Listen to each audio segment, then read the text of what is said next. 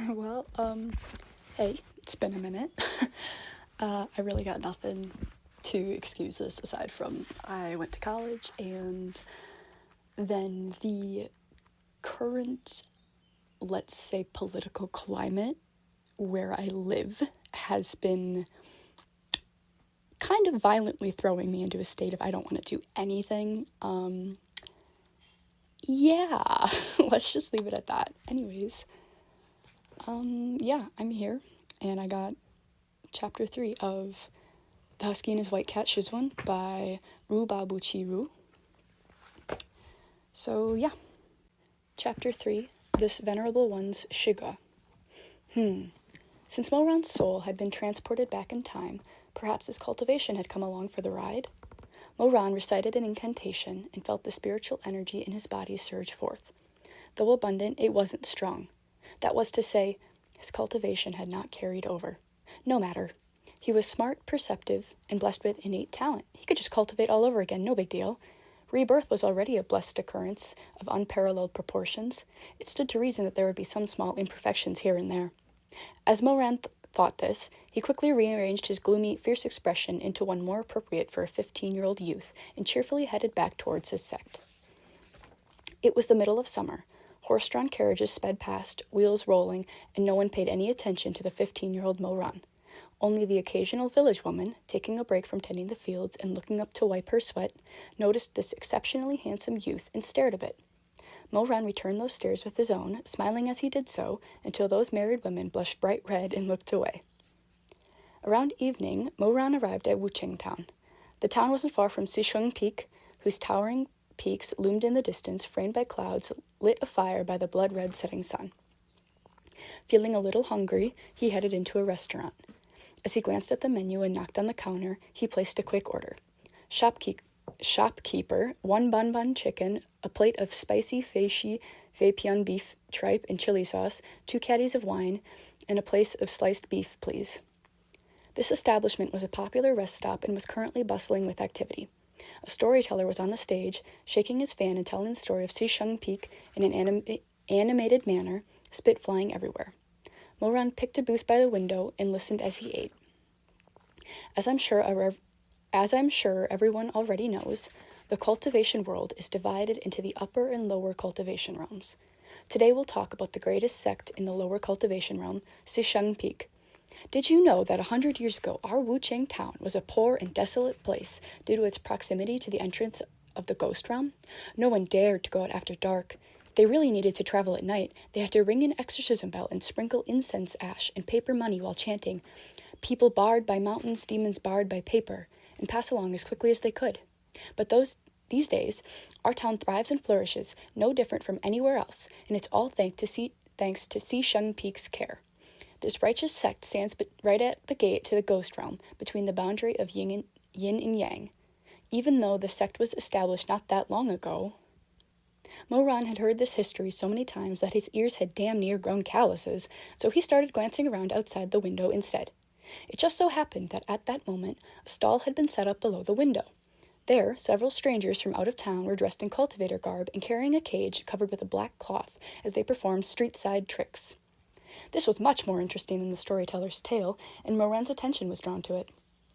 "Come one, come all, take a look at these Pixiu cubs, fierce mythical beasts we tame to obediently perform tricks, and even do math. It's not easy traveling to perform chivalrous deeds. Everyone spare some tips and stick around. Come watch the first trick, Pixiu abacus." With a flourish, the cultivators ripped away the black cloth to reveal a couple of human-faced, bare-bodied monsters in the cage. Moran was speechless. Just a couple of meek, fuzzy bear cubs, and you actually dare to claim that they're Pixiu? That was quite some bullshit right there. Only donkey brains would believe it. But Moran's worldview was soon widened as some 20 or 30 donkey brains gathered to watch, cheering and clapping. They drew the attention of everyone in the restaurant as well, making things quite awkward for the storyteller. "The current leader of Shizun Peak is a man known far and wide for his strength and brilliance." "Nice! Again!" Encouraged, the storyteller glanced towards the owner of the voice, only to find a customer whose face glowed red with excitement, but whose gaze was locked not on himself, but on the street performers. "Oh, the Pixiu is doing math on an abacus? Wow, quite impressive. Good show! Make the Pixiu juggle apples again." The entire restaurant was laughing as everyone gathered by the windows to watch the scene below. The storyteller pathetically tried to carry on. The master is best known for that fan of his. Ah ha ha ha, that light-colored picture wants to eat the apple. Look at it rolling around on the ground. The storyteller wiped his face with a towel, his lips quivering with anger. Moran pursed his lips in a smile and leisurely called out from behind the bead curtain. Forget Shizun Peak, tell a story from 18 Caresses instead. I guarantee it'll pull back everyone's attention. The storyteller didn't know that the person behind the curtain was one of the young masters of Shizun Peak himself, Moran. He gathered all the moral integrity he had to stutter out, "Vulgar stories are not fit for an elegant hall." Moran laughed. "You're calling this place an elegant hall? How are you not embarrassed?" A burst of noise came from below. "Ah, what a fast horse! Must be a cultivator from Shizun Peak." In the midst of the chatter, a black horse galloped from the direction of Shizun Peak and, in a flash, charged into the street-side circus. There were 2 people on the horse. One wore a black bamboo hat and was shrouded in a black cloak that covered them so completely it was impossible to tell their age or gender.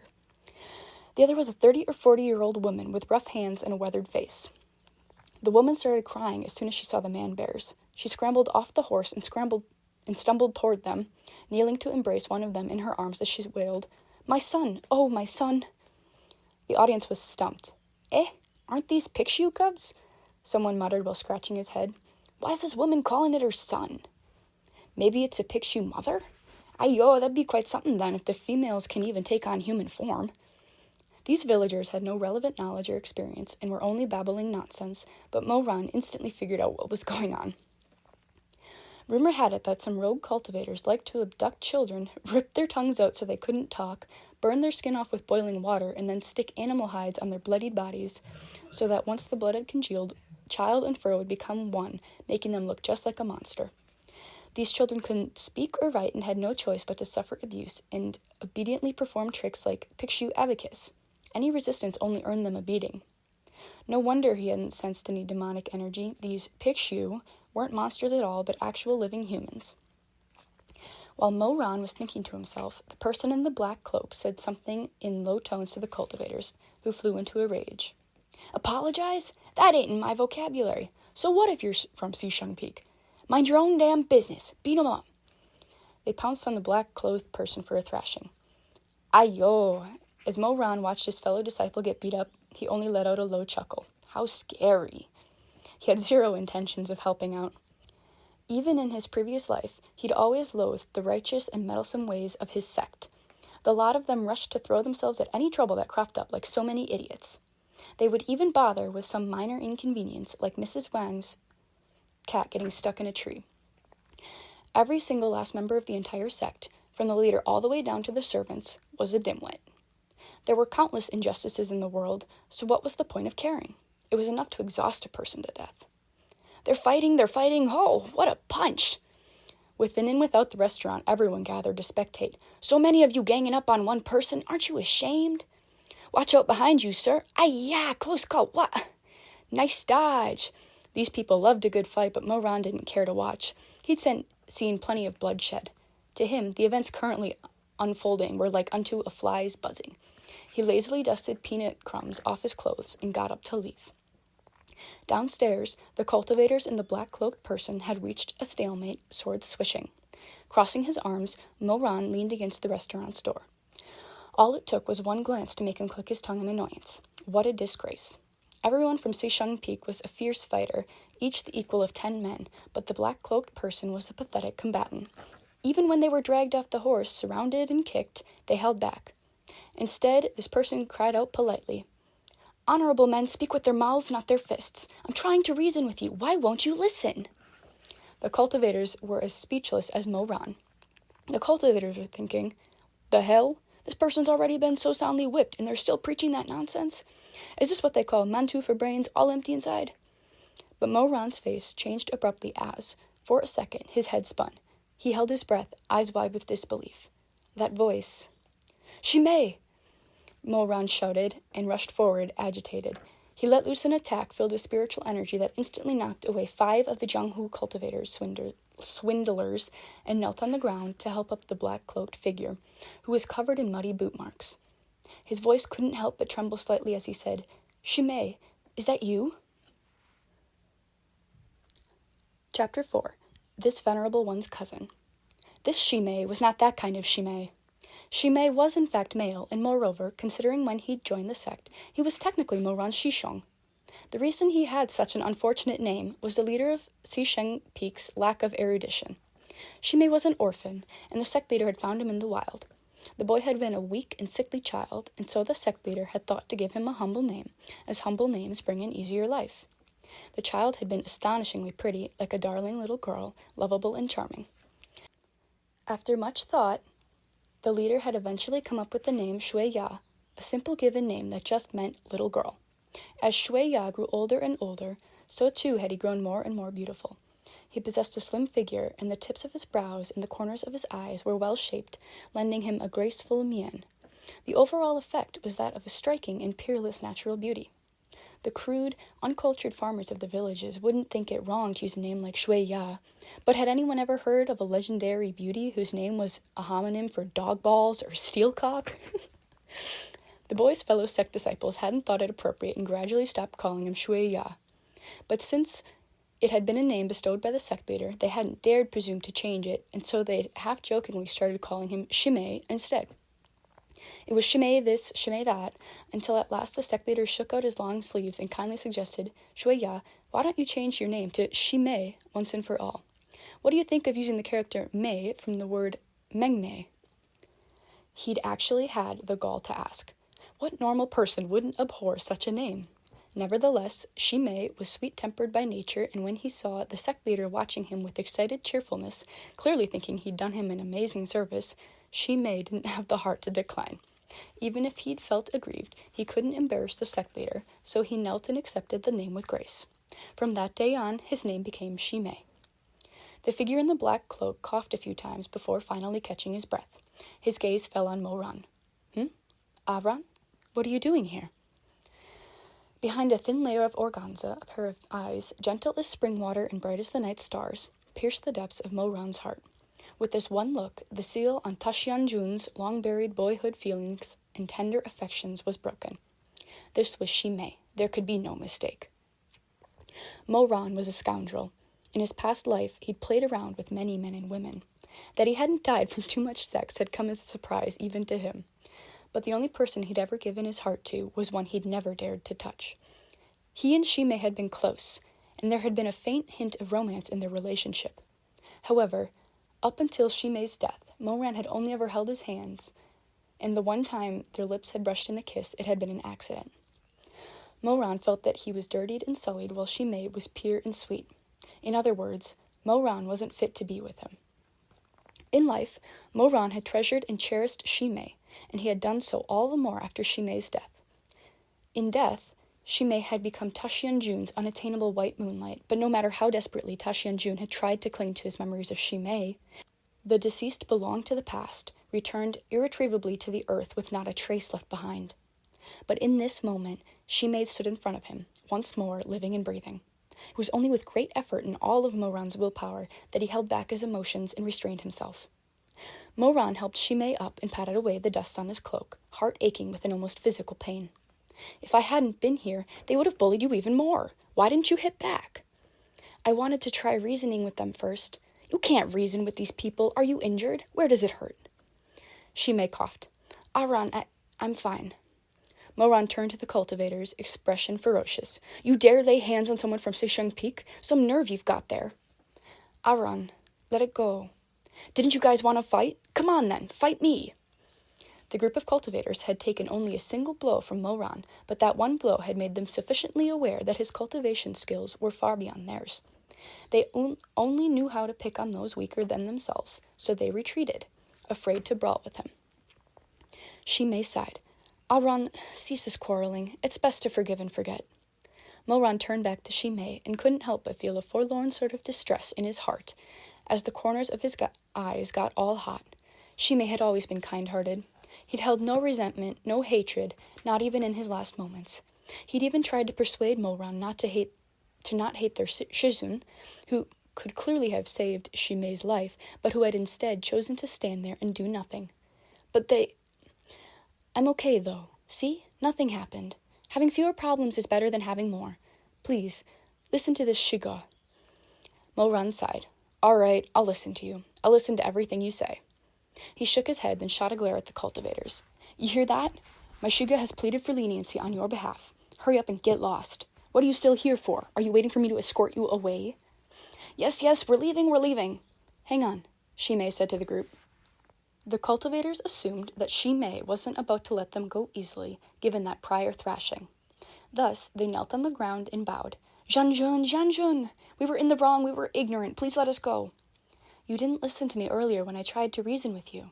Shimei let out a sigh. You kidnapped someone's child and broke their parent's heart. How can you live with this on your conscience? We're sorry. Jianjun, we made a mistake. We will never do it again. From now on, you must live honest lives. No more evil deeds. Do you understand? Of course, you've taught us a great lesson. We've learned our lesson. We learned our lesson. If that's the case, then please apologize to this madam, and make sure her children get the treatment they need. With the incident thus concluded, Mo Ran helped Shimei onto his horse, then rented another one from a stable. The pair headed back to their sect, riding side by side. The moon shone high in the sky, its light piercing through the leaves to scatter onto the footpath. As they went, a euphoria began to grow within Mo Ran. He'd initially thought that he wouldn't be able to see Shimei until he was back at Xisheng Peak. He hadn't expected Shimei to come down the mountain to right this wrong and run into him by chance. This only cemented Mo Ran's belief that he and Shimei were really meant to be. Even though he and Shimei weren't technically an item at present, they'd already kissed in their past life. All signs indicated that it was going to be smooth sailing in this lifetime as well. It was all just a matter of time. The only thing he needed to worry about was protecting Shimei. He would make sure that things didn't happen like they had back then, when Shimei died in Mo Ran's arms. Shimei, who had no way to know Mo Ran had been reborn, chatted with him as he usually did while they returned. Soon, they arrived at the foot of Xisheng Peak. Who would have thought that, in the dead of the night, a person would be standing in front of the mountain's gate, glaring at them with a thunderous gaze? Mo Ran, you finally remembered to come back? Eh? Mo Ran looked up. Oh, such an angry little darling of the heavens. It was none other than a youthful Zhu Meng. Compared to the one Mo Ran had seen before his death, this 15 or 16-year-old version was much more haughtily dashing. He was dressed in a set of light armor with a black base and blue trim, his high ponytail tied with a silver hairpiece. A belt decorated with a lion's head was fastened around his strong, slender waist, and gaiters were strapped about his wrist and ankles. The slim scimitar on his back gleamed with a cold light, and the quiver by his left arm glittered silver. Mo Ran sighed to himself, rendering judgment in his head. Flashy. Zhu Meng, whether a teen or grown-up, really was just flashy. Just look at him. Instead of sleeping, he was dressed in full armor. Whatever for? Was he here to spread his tail feathers for a peacock mating ritual? For all that Mo Ran disliked Zhu Meng, the feeling was entirely mutual. Mo Ran was an illegitimate child. When he was little, he hadn't even known who his father was. He'd gotten by working odd jobs at a pleasure house in Jiangtan. Only when he was 14 had he been found by his relatives and brought to Xisheng Peak. Zhu Meng, on the other hand, was the young master of Xisheng Peak as well as Mo Ran's younger cousin. Zhu Meng had been a prodigy from a young age, hailed by everyone as the darling of the heavens, son of the phoenix. An average cultivator spent their first 3 years learning cultivation basics and took at least 10 years to form a spiritual core. With Zhu Meng's innate talent, it had taken him only 5 years to achieve all that. The accomplishment had delighted his parents to no end and garnered him much praise from everyone else. But in Mo Ran's eyes, whether you were talking about a phoenix or a chicken, a peacock or a duck, in the end, they were all birds. The only difference lay in the length of their feathers. Thus, Mo Ran thought of Zhu Meng as a squawking bird, while Zhu Meng thought of Mo Ran as a dumb mutt. Perhaps it ran in the family, but Mo Ran was shockingly gifted as well, even more so than Zhu Meng. When Mo Ran first arrived, Zhu Meng had considered himself superior by far. He was more refined, better educated, better at martial arts, and more handsome. Nothing like his illiterate, half-assed hooligan of a cousin. Thus, this narcissistic little phoenix ordered his attendants, "Listen up, this Mo Ran is an incompetent slacker, a total freeloader off the streets. You are not allowed to pay him any attention. Just pretend he's a dog." The attendants toadied right up to him, saying, "Young master is right. That Mo Ran is already 14 years old. If he starts cultivating now, it'll take him 10 years to grasp the basics, 20 to form his spiritual core. By then, the young master will have ascended, and he'll just have to watch from the ground." Zhu Meng sneered, quite pleased. 20? I doubt that useless piece of trash will be able to form a spiritual core at all, even if he spends his whole life trying. Nobody could have predicted that this useless piece of trash would gain his spiritual core after a single effortless year of studying with his Shizun. The little phoenix felt like he'd been struck by lightning. Such a hard truth was hard to swallow. And so he'd stuck needles into a voodoo doll of Mo-Ran, secretly cursing the other to slip and fall when traveling by sword, and to trip over his words when reciting incantations. Every time he saw Mo-Ran, the little phoenix Zhumeng made sure to roll his eyes and loudly enough to be heard 3 miles away. As Mo-Ran recalled these childhood memories, he couldn't help but narrow his eyes in amusement. It had been so long since he'd been able to enjoy trivial things. After 10 years of loneliness, even past unpleasantness was delightful to him. Noticing Zhumeng, Shimei dismounted his horse and took off his black-veiled bamboo hat to reveal his peerlessly stunning face. It really made sense that he dressed that way when he went out by himself. Just one sideways peek and Mo-Ran could already feel elation and desire coursing through him. This person was simply too alluring, possessed of a beauty that was out of this world. "Young master," Shimei greeted Zhumeng. Zhumeng nodded back. "You're back? Did you take care of the man-bear incident?" Shimei smiled. "It's all been taken care of thanks to Aran's help." Zhumeng's proud and lofty gaze, sharp as a blade, swept over to Mo-Ran before flicking back. He furrowed his brow, face twisting in disdain, as if looking at Mo-Ran for even another moment would sully his eyes. "Shimei, go back and rest. Stop associating with him. He's a ruffian with bad habits. You'll only learn awful things hanging around him." Mo-Ran didn't take this lying down. "If Shimei shouldn't learn from me, then is he supposed to learn from you?" he asked mockingly. "Dressed in full armor in the middle of the night, strutting about with your tail feathers all fanned out like a bird? Darling of the heavens? More like princess of the heavens." Zhumeng flew into a rage. "Watch your mouth, Mo-Ran. This is my home. Who do you think you are?" Mo-Ran contemplated this for a moment, counting off on his fingers as he did so. "I'm your older cousin. If you think about it, I'm higher ranked than you, actually." It was like Zhumeng had been spattered with a face full of dog shit. He scowled disdainfully. "Who wants a cousin like you? Don't flatter yourself. In my eyes, you're nothing but a dog rolling in the mud." Zhumeng was someone who really liked to call other people dogs. Whelp, mutt, son of a bitch, raised by dogs. Such insults came to him with ease. Mo-Ran picked his ear nonchalantly. He'd long since grown used to these things. But next to them, Shimei was feeling rather awkward. He said some soothing words in a low voice, and with a sneer, Zhumeng finally shut that imminent beak of his. Shimei smiled. "Young master, it's so late," he said gently. "Are you waiting for someone?" "What else would I be doing? Moon viewing?" Mo-Ran burst out laughing. "No wonder you're all dressed up. You're waiting for a date. Hey, who's the unlucky one? I pity her." Zhumeng's expression grew so dark that it could have passed for charcoal. "You," he snapped. "Me? I'm waiting for you. What now, huh?" Mo-Ran was shocked silent. End of 4.